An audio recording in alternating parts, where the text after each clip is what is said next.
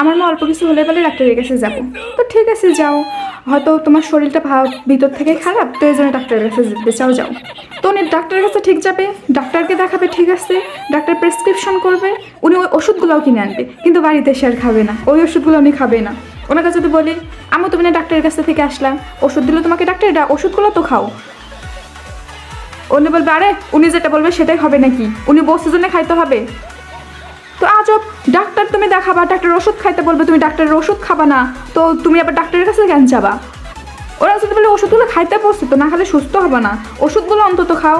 উনি বলবে ডাক্তারের কথা মতো চলবো নাকি আমি, ডাক্তার যাই বলছে আমি তাই শুনবো নাকি, ডাক্তার বলছে জন্য আমাকে ওষুধগুলো খাইতে হবে।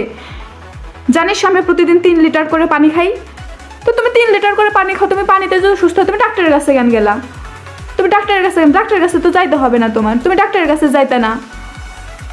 মানে উনি ওষুধ খাবে না, কিন্তু ওনার শরীর খারাপ করলে উনি ডাক্তারের কাছে যাবেন, ওনার কথা মতোই চলবে, ওনার পানিতে কাছে 3 লিটার পানি করে পানি খাই যে প্রতিদিন নাকি, তো উনি সুস্থ থাকে, কিন্তু সুস্থ থাকে ডাক্তার দেখার তো কোনো কথা ছিল না। তো তার থেকে বড় কথা আমি আমার আম্মুকে বলি, আম্মু ডাক্তারের কাছে গিয়ে তুমি বয়সটা ঠিকঠাক অন্তত বলবা, বয়সটা ঠিকঠাক বলবা না। উনি বলবে না, উনি বলবে আমার নিজের বয়স কেন আমি মানুষকে বলবো? মানে তুমি বয়স বলতে কি সমস্যা, তুমি তোমার নিজের সঠিক বয়সটা না বললে ডাক্তার ডায়াগনোসিস করবে কিভাবে সঠিকভাবে? উনি না এটা মানবে না, বলবে নিজের বয়স কেন আমি অন্য মানুষকে বলবো।